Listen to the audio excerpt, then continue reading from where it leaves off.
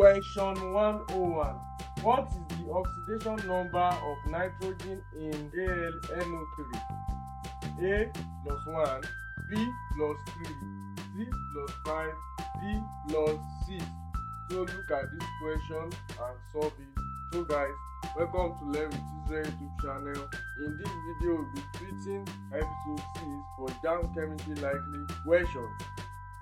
If you haven't watched the previous episode, make sure you watch them now. Make sure you watch them now. It's very important.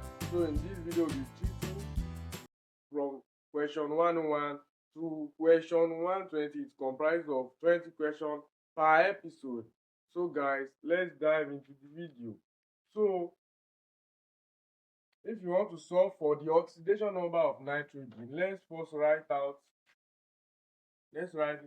AlNO3 close bracket subscript 3.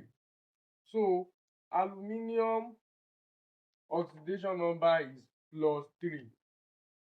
Aluminium oxidation number is +3 plus nitrogen oxidation number of nitrogen, that is what we are looking for. So we are going to multiply by this 3 here, because we are going to multiply this 3 by what is in this bracket. So we now have 3n plus, we have 3 oxygen multiplied by this 3, it will give us what? 9 open bracket minus 2. How do we get this minus 2? Because the oxidation number of oxygen is minus 2. Minus 2. This plus 3 is from the oxidation number of aluminium. This plus 3n, this 3n multiplied by this n for the nitrogen, because we are looking for the oxidation number of nitrogen. And for this 9, this 3 multiplied by the 3 oxygen in the bracket. That's how we get 9. So this minus 2 is the oxidation number of oxygen. So all equals 0.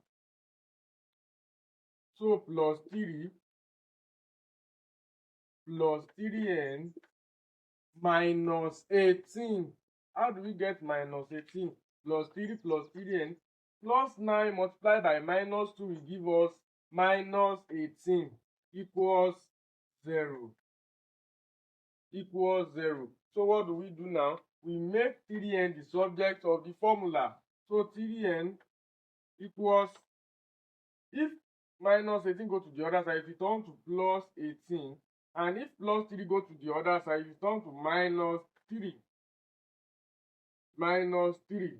So our 3n equals 18 minus 3 is 15.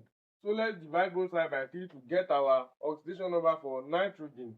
So divided by 3, divided by 3. 3 cancel 3. 3 divided by 15 is 5. So the answer is 5. The oxidation number of nitrogen in this compound is 5. So let's check our option. Yeah, we can find 5 plus 5 in option C. So that's the correct answer. If you haven't subscribed, make sure you subscribe now. So once I drop new episode, you'll be the first person to watch the video. So let's move to the next one. The purest form of iron is A. Wrought iron, B. Steel, C. Pig iron, D. Nickel steel. Nickel steel. Steel and wrought iron contain carbon. It contains carbon, while this pig iron contains impurities. Wrought iron and steel contain iron and carbon. Wrought iron is an alloy, steel is an alloy. They both contain iron and carbon, while pig iron contains impurities. So it is not the purest form. Pig iron is not the purest form. And nickel steel is also not the purest form. Nickel steel is also an alloy. So the purest form of iron is wrought iron. Wrought iron is the purest form of iron. It is very important to know this kind of question because it is always repeated. It is repeated question. They do ask this question repeatedly. So guys, let's move to the next one. Question 103. Which of the following are chemical changes? Which of the following are chemical changes? 1. Cooking of food. 2. Digestion of food. 3. Freezing of water. 4. Water is heated. I want everyone to be very attentive. So option A, I and II. Option B, I and III. Option C, I and IV. Option D, all of the above. So in chemistry, we have chemical changes and physical changes. Chemical changes is when new substance is formed and it cannot be reversible. It cannot be reversible. Why for physical changes, no new substance is formed and it can be reversible.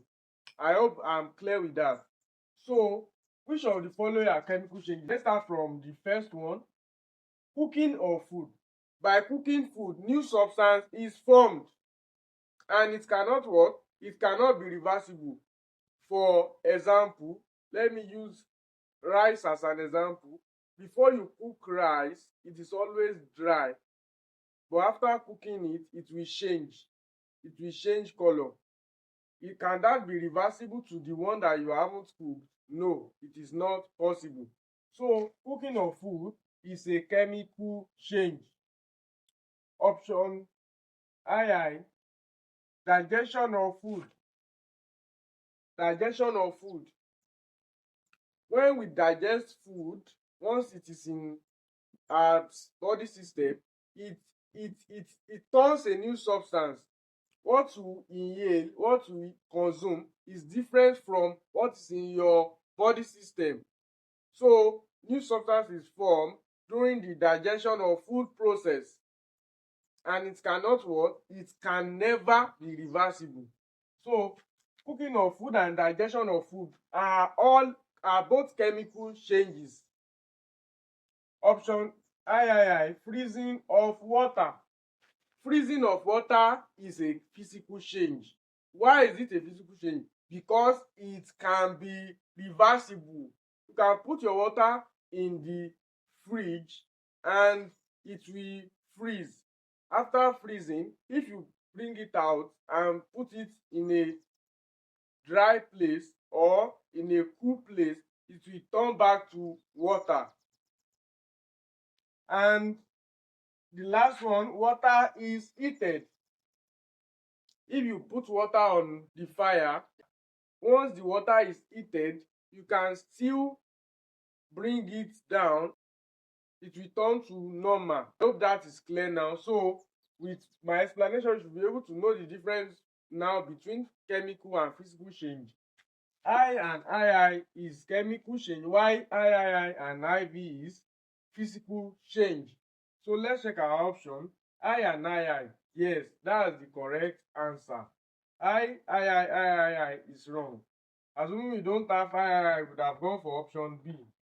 Option C is totally wrong, and option D, all of the above, is wrong because not all is chemical change. So let's move to the next question. Question 104. Organic molecules that have suffix "in" are unsaturated hydrocarbons that have A, single bond, B, double bond, C, triple bond, D, an ionic bond. Ionic bond. So we have two unsaturated hydrocarbons. One end with "ein", the other end with "in". We have one saturated hydrocarbon which is and it ends with "ane". I will explain to you guys now. This "ane" is the alkane. This one is the alkene and this one is the alkyne. So alkene and alkyne are unsaturated while alkane is saturated. Alkane possess single bond, alkene possess double bond, while alkyne possess triple bond. So alkene possess double bond. It says organic molecules that have suffix "in" as unsaturated hydrocarbons that have double bond. So option B is the correct answer. is the correct answer. I'll be dropping a video soon on organic chemistry. So it's very important to subscribe if you want to flash question under organic chemistry in your JAMB exam. If you want to understand more, make sure you subscribe now. So once I drop the video, you will be the first person to watch it. So guys, let's move to the next one. Question 105. The simplest branch chain hydrocarbon is A. Ethane, B. Pentane, C. Propane, D. Butane. So how do we know the simplest branch chain? We need to draw the structure. For those that know the structure, it is easy to identify the simplest branch chain. But for those that don't know it, I'm going to draw it for you guys. For ethane, it is written as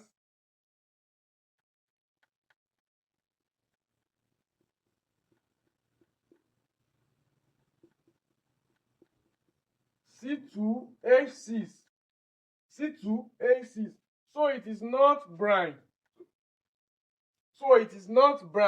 Ethane do not have branch chain hydrocarbon. But let's move to propane. Propane is three carbon. So just add our hydrogen here, our hydrogen here, our hydrogen here.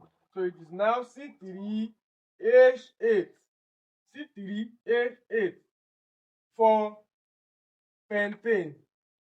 Pentane has 5.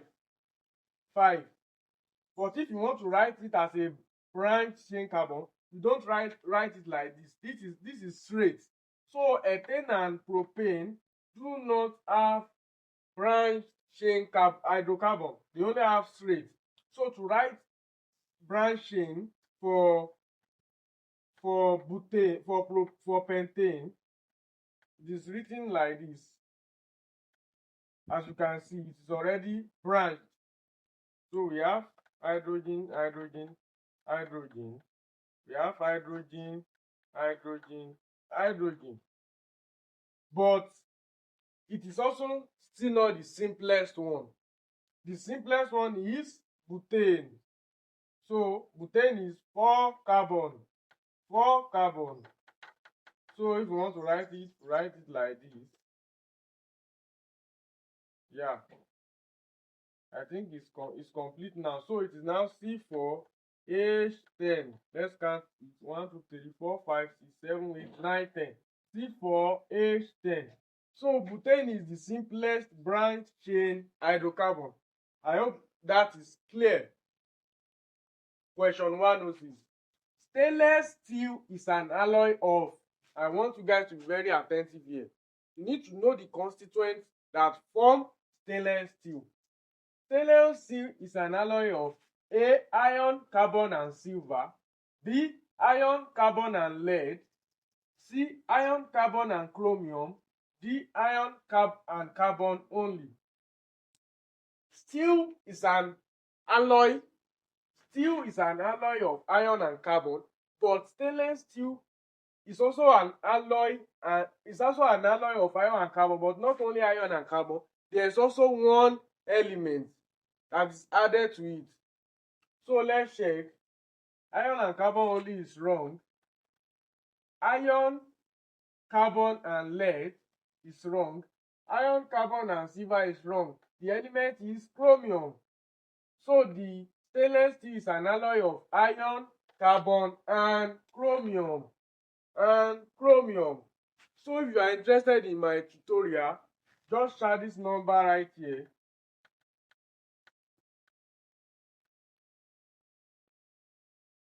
Chat this number on WhatsApp to join my tutorial. It is very important to join the tutorial. It is very important. It is very, very essential. It will help in boosting your score. There's a lot to gain in the tutorial, including daily quizzes, weekly mock tests, and a lot that I can't even mention here. So if you are interested, just share this number on WhatsApp right now. So guys, let's move to the next one. Question 107. Ethanol is soluble in water due to the presence of A carbonyl group, B hydroxyl group, C phenyl group, D methyl group. So ethanol is soluble in water due to the presence of hydroxyl group, which is known as OH. Generally, organic compounds are not soluble in water except OH and COOH, except the one having OH and COOH. And this one represents the hydroxyl group, while this COOH represents the carboxylic group. So these two are soluble in water. Aside that, the rest are insoluble in water. Question 108. Ethene is prepared industrially by A. reforming, B. polymerization, C. distillation, D. cracking. These questions are very important because especially these two questions are under organic compound, organic chemistry. It is very important you note these questions. So ethene is prepared industrially by cracking large hydrocarbon molecule into smaller ones. So it's prepared industrially by cracking large hydrocarbon molecule into smaller ones. So guys, let's move to the next one. Question 109. The alkyl group can be represented by the general formula A. CnH2n plus 1, B. CnH2n plus 2, C. CnH2n minus 2, D. CnH2n. So let's start from option D. CnH2n is not the general formula for alkyl group. CnH2n minus 2 is also not the general formula for alkyl group. CnH2n minus 2 is the general formula for alkyne. It is important to note this. Make sure you find a note, jot it down. Option B, CnH2n plus 2 is also not the general formula for alkyl group. CnH2n plus 2 is the general formula for alkane. Option A, CnH2n plus 1. CnH2n plus 1 is the general formula for alkyl group, which is the correct answer. So guys, let's move to question 110. And if you haven't subscribed and are watching to this moment, make sure you subscribe now. It is very important. So let's move to question 110. The gas that is most dangerous pollutant to humans is A. carbon dioxide, B. nitrogen 2 oxide, C. hydrogen sulfide, D. sulfur dioxide.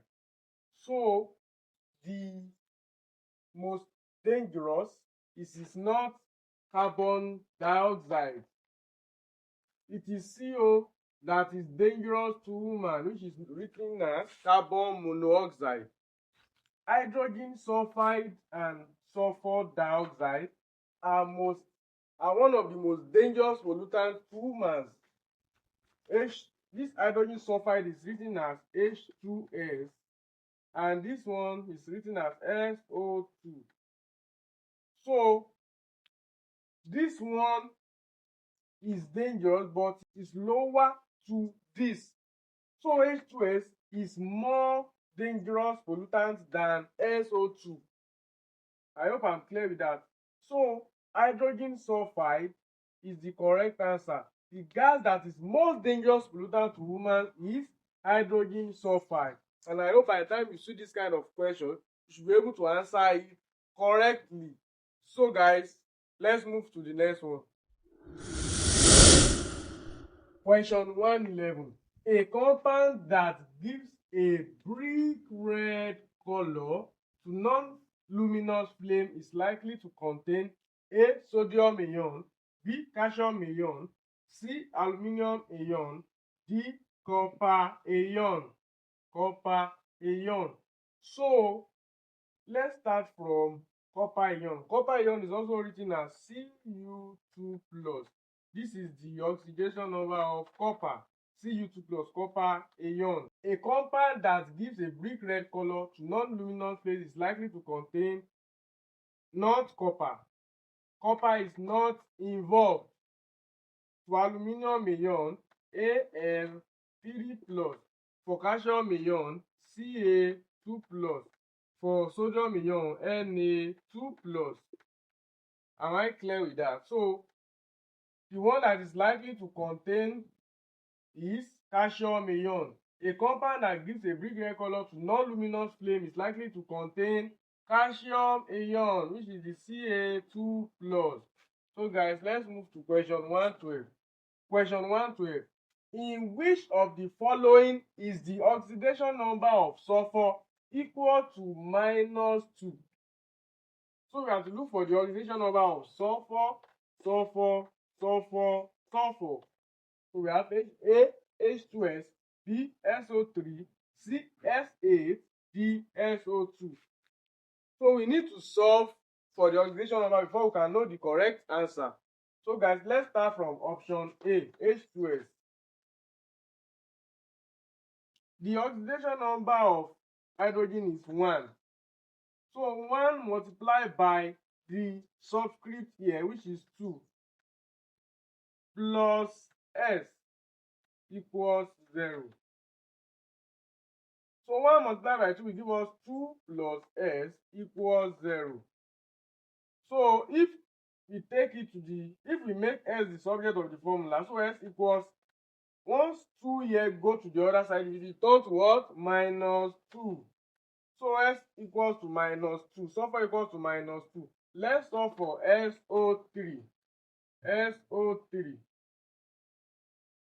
So we are looking for the oxidation number of sulfur, S, plus the oxidation number of hydrogen, of oxygen is -2. I already said that earlier. You need to know it. A lot of questions under oxidation include oxygen.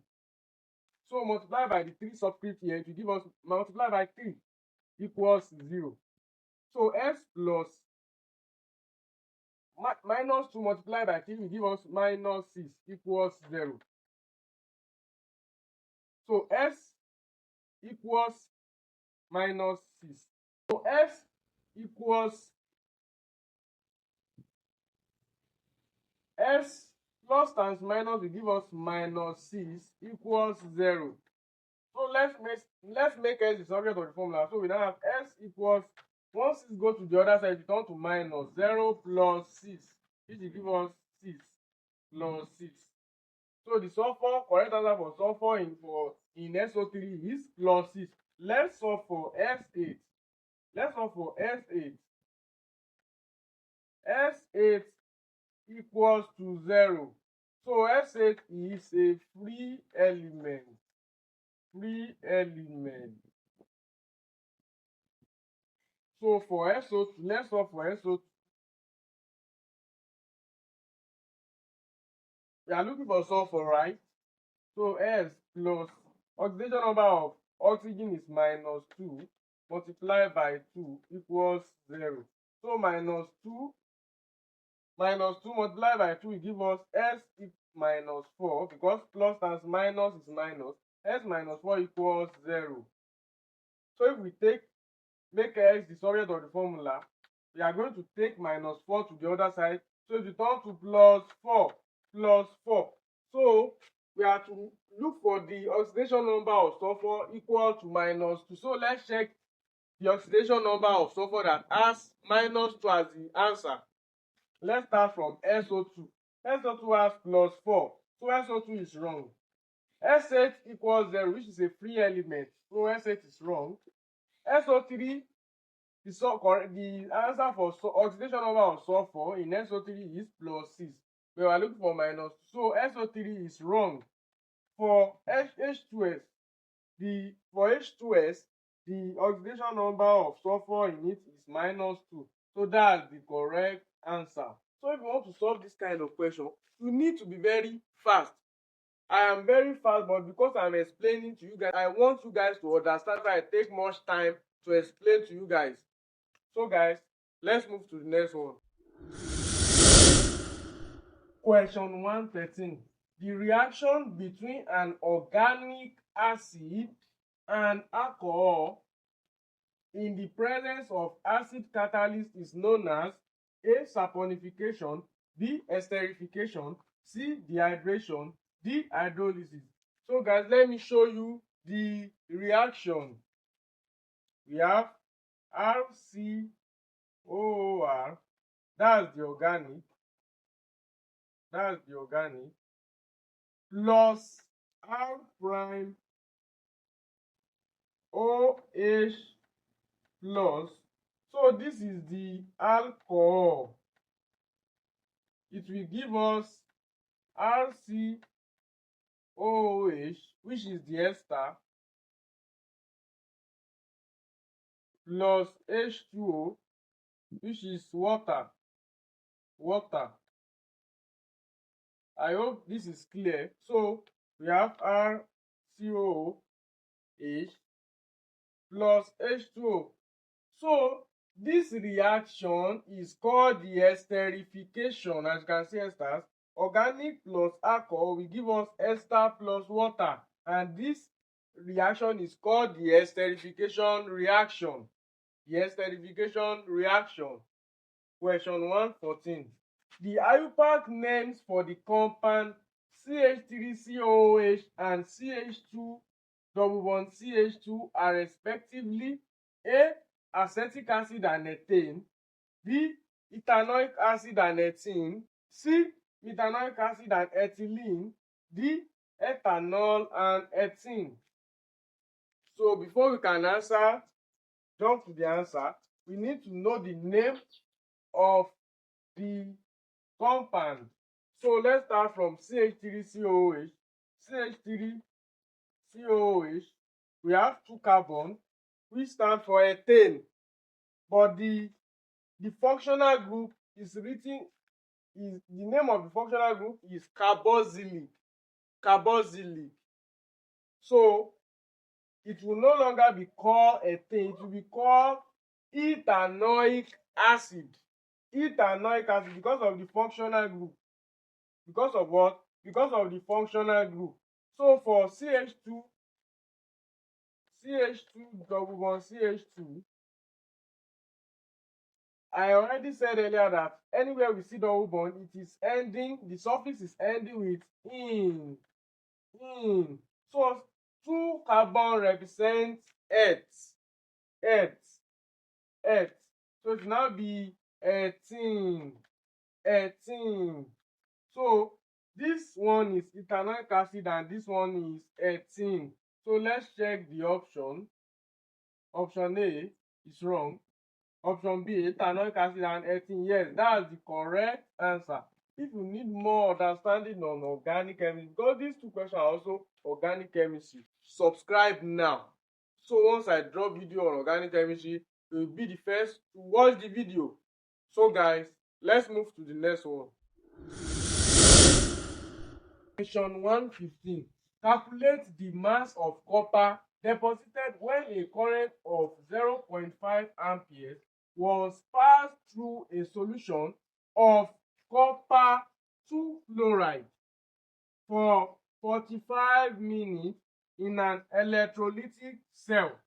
So the molar mass for copper is written as 64 grams. So we are looking for the mass. We have to calculate for the mass. So the formula to calculate for the mass is written as mass equals molar mass multiplied by ampere multiplied by current multiplied by time all over number of moles multiplied by farad. Let's input our value. Our molar mass is 64 multiplied by our current. Our current is 0.5 ampere. While our time is measured in seconds, but this is in minutes. So we have to convert to seconds. 1 minute is 60 seconds. So to convert to 45 minutes, we multiply 45 by 60. So 45 minutes multiplied by 60 seconds will give us 2,700 all over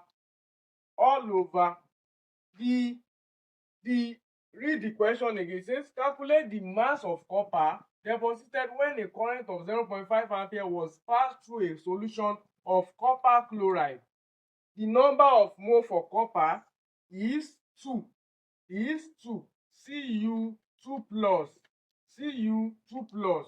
So this n you represent it as the 2 here multiplied by farad. Farad is constant, is 96,500. So I hope it is clear we got these two. Assuming we are solving for aluminium, we would have put 3 there because aluminium ion is written as 3 plus. So let's solve. Our mass equals 64 multiplied by 0.5 multiplied by 2,700 will give us 86,400 all over 193,000, because 2 multiplied by 96,500 will give us 193,000.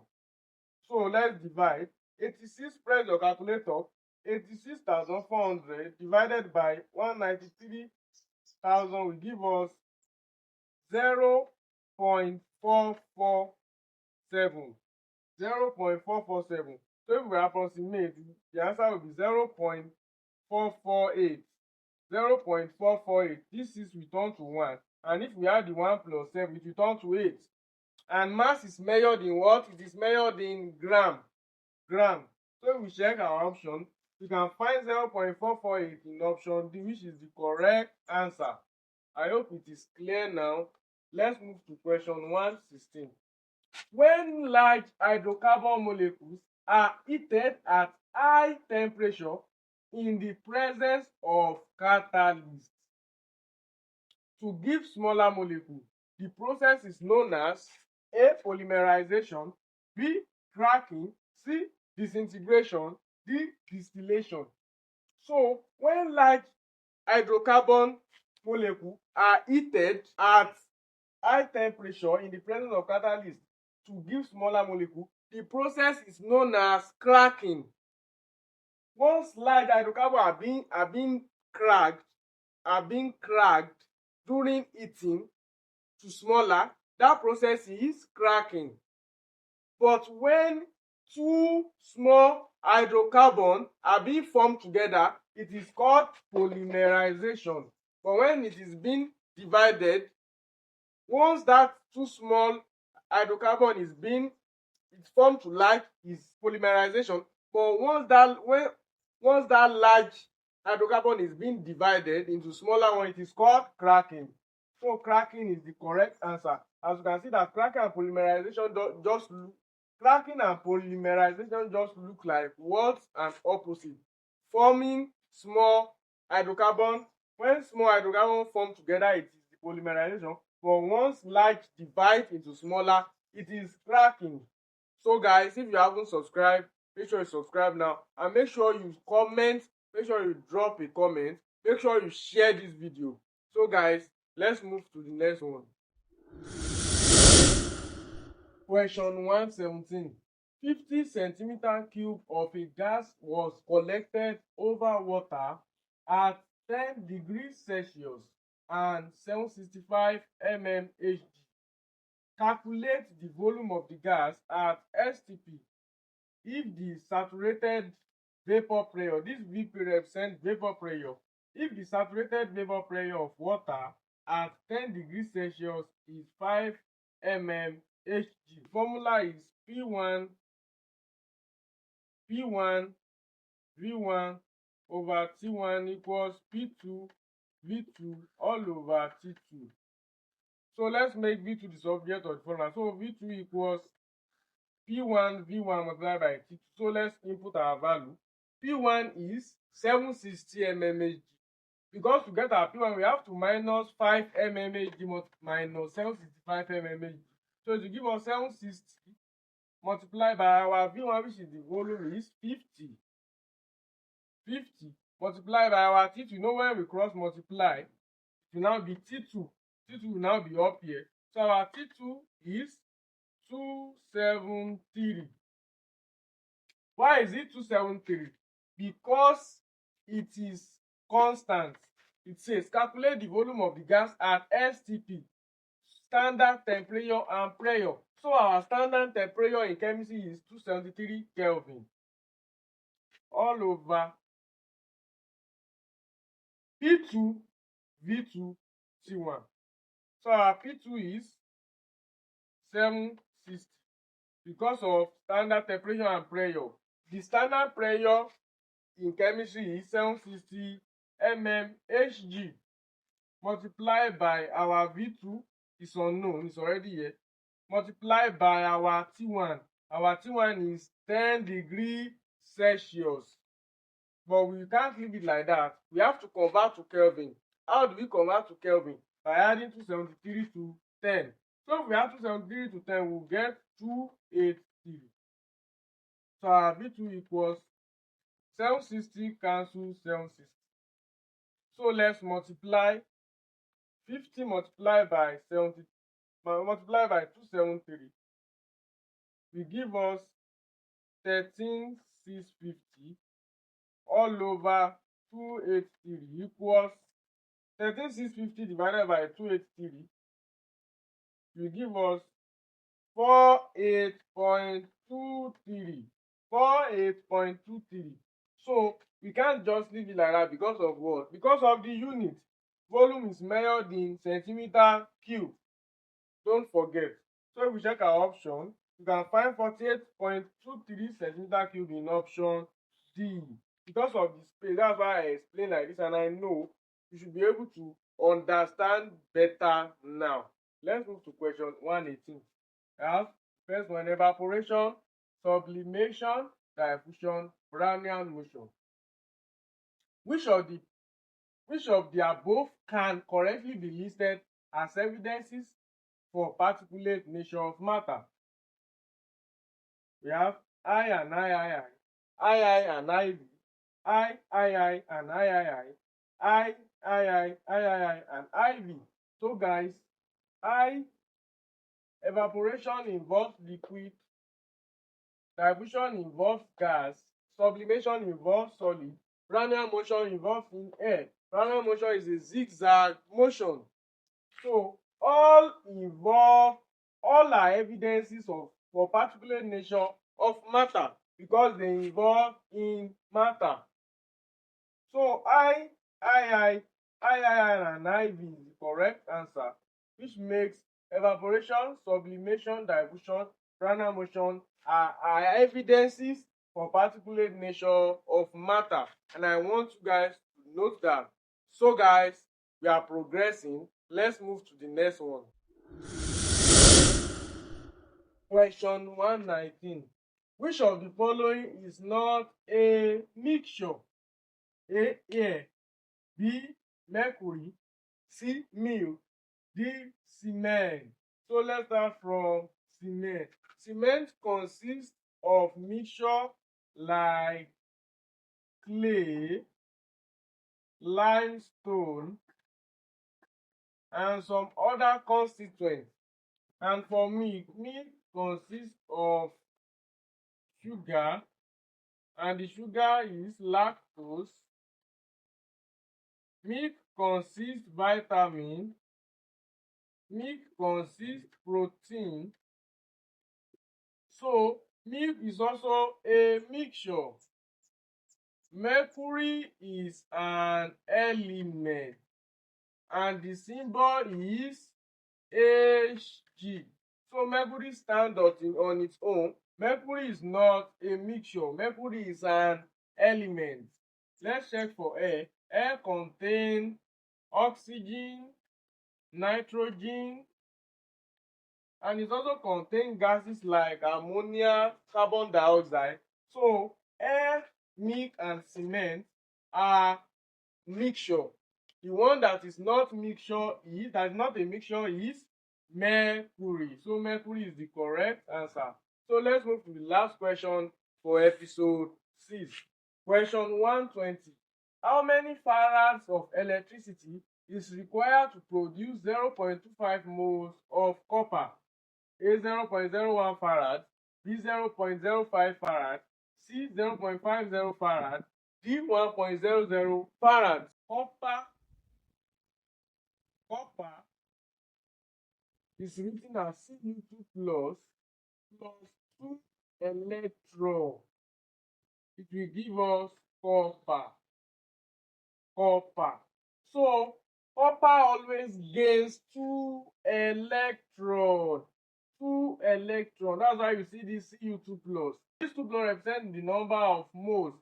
So how many farad of electricity is required to produce 0.25 moles of copper? We all know that 2 farad will produce 1 mole. 2 farad will produce 1 mole. So how many farad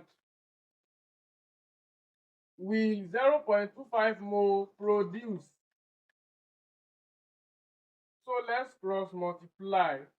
We cross multiply 0.25 multiplied by 12 all over 1. So let's press our calculator. 0.25 multiplied by 2 will give us half, or 0.5 farad. Is that clear? So if we check our option, we can find 0.50 in option C, which is the correct answer. So guys, with this, we have come to the end of this video. We have come to the end of episode 6. So guys, for those that is watching up to now, hit that like button if you haven't, and make sure you subscribe. So guys, I will be seeing you in the next episode, which is episode 7. Keep learning and keep practicing.